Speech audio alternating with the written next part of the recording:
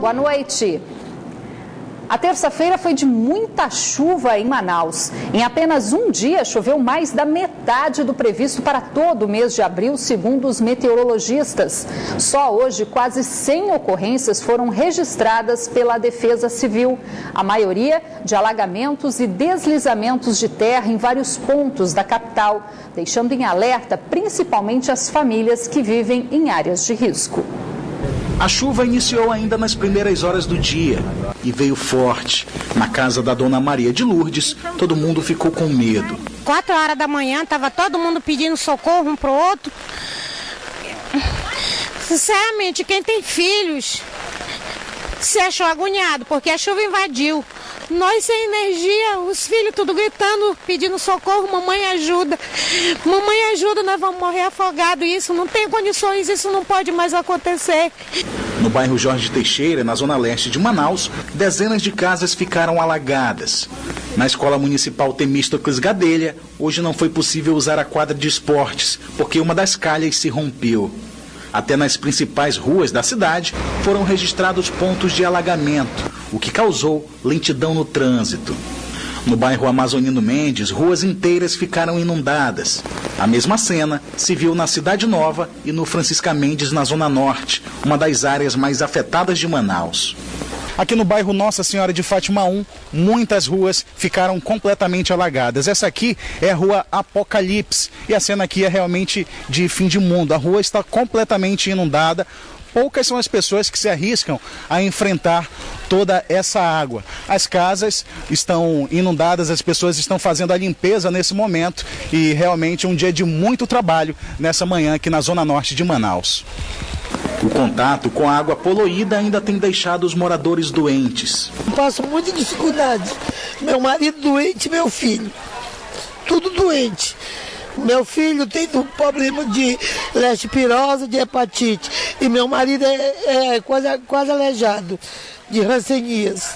Com tanta chuva, os igarapés que cortam a cidade transbordaram. Dona Adélia até tentou voltar para casa por esta rua, mas preferiu não se arriscar. Não dá não, volta. É perigoso para ter buraco, né? É muito liso aí. Quem mora por aqui diz que toda vez que chove forte, o igarapé invade as casas e vem a dor de cabeça. Muito lixo, né, que jogam no igarapé também. Isso tem contribuído para que esteja dessa maneira. Eu moro aqui um pouco distante daqui, uns 30 metros, mas ali a minha casa também alagou. Agora mesmo eu terminei de trabalhar. Outras casas, moradores aqui, crianças.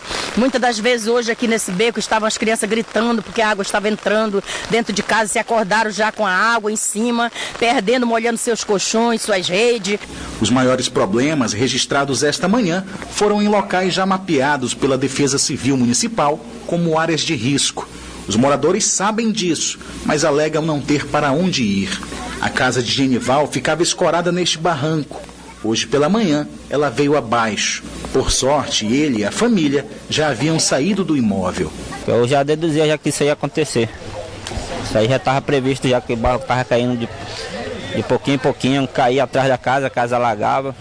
Aí a mulher até já tinha me avisado, já queria sair daí, às vezes ela falava até chorando. Aí eu, olhando para minhas filhas pequenas, foi que eu resolvi sair. Para tirar os pertences da residência, inclusive este veículo que ficou embaixo dos escombros, ele contou com a ajuda de vizinhos.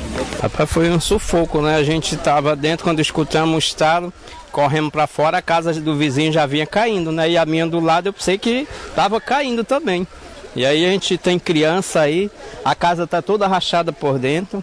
E a gente está esperando aí das autoridades que vêm nos ajudar, né? Que falam tanto em ação social em prol do pobre, mas a gente não vê isso. Só até o meio-dia de hoje, mais de 133 milímetros de chuva foram registrados na zona norte de Manaus. Mais da metade do esperado para todo o mês de abril. Quanto transtorno, hein? E a chuva continua nesta quarta-feira em praticamente todo o estado. Vamos conferir agora os detalhes da previsão para a capital e também para alguns municípios do interior. Em Manaus, a previsão é de tempo nublado a encoberto e possibilidade de pancadas de chuva e trovoadas. As temperaturas variam entre 25 e 33 graus. Em Benjamin Constant, o tempo fica encoberto e também a previsão de chuva forte. As temperaturas variam entre 25 e 29 graus. Mesma previsão para Lábrea, onde as temperaturas variam entre 26 e 29 graus. Em Parintins, o tempo fica encoberto e com chuva. Mínima de 26 e a máxima não passa dos 29 graus.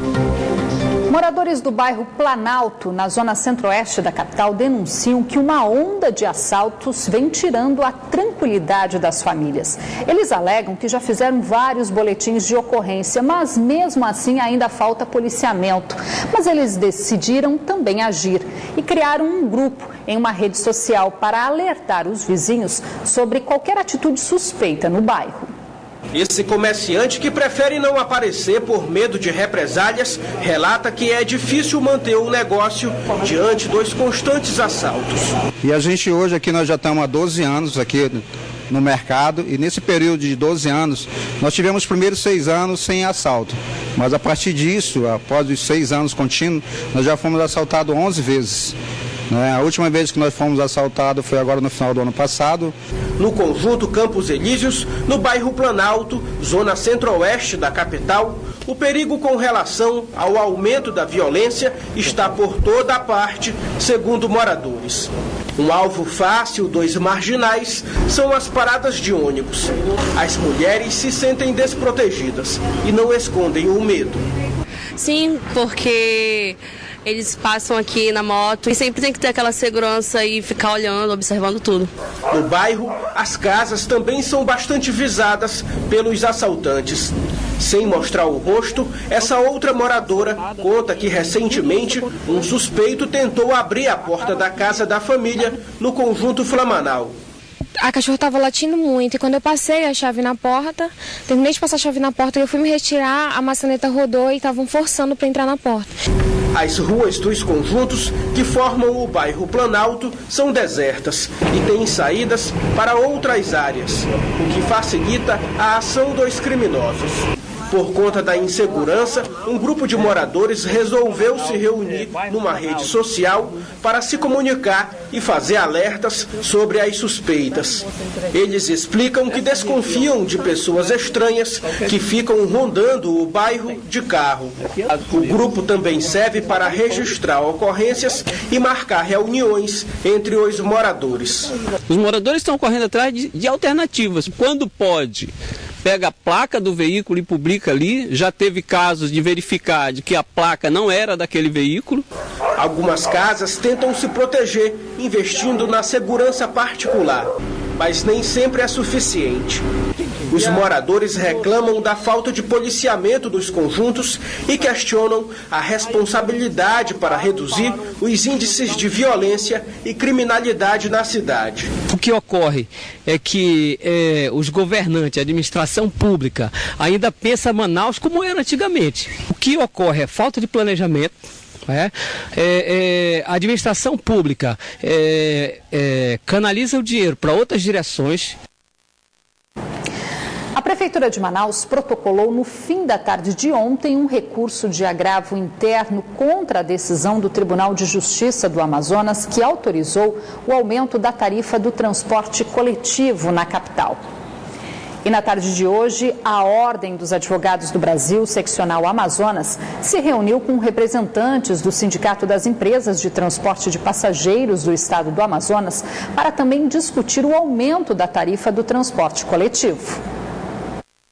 A Ordem dos Advogados do Brasil no Amazonas quer saber os motivos que levaram o Sinetran a pedir na Justiça o aumento da tarifa de ônibus na capital. De acordo com o presidente da Comissão de Defesa do Consumidor da OAB, há indícios de abuso no reajuste da tarifa do transporte, que, segundo ele, foi feito com base em planilhas antigas que podem prejudicar apenas a população. O que justificaria é que fosse um valor dentro dos patamares aceitáveis de inflação, por exemplo, dentro de um valor que correspondesse ao tipo de serviço que eles prestam, que infelizmente hoje em dia nós da Comissão de Defesa do Consumidor consumidor, principalmente junto com o PROCON, temos realizado fiscalizações nas garagens de ônibus, e o serviço que eles prestam, infelizmente, não condizem com o patamar de cobrança de tarifa que eles estão praticando. Por outro lado, o Sinetran diz que o reajuste foi proposto levando em conta o aumento do combustível. Outros fatores também influenciaram a decisão da Justiça. O nosso interesse é manter o transporte equilibrado, o transporte em funcionamento, que é um serviço essencial para a comunidade. A partir de um parecer da consultoria Ernst Young, que estabeleceu o preço do serviço a partir de uma defasagem aí acumulada. A OAB disse que, a partir das justificativas apresentadas pelo Sinetran, vai analisar a possibilidade de entrar com um pedido de suspensão de liminar contra o reajuste. Mas antes é preciso estudar o recurso impetrado pela Prefeitura de Manaus.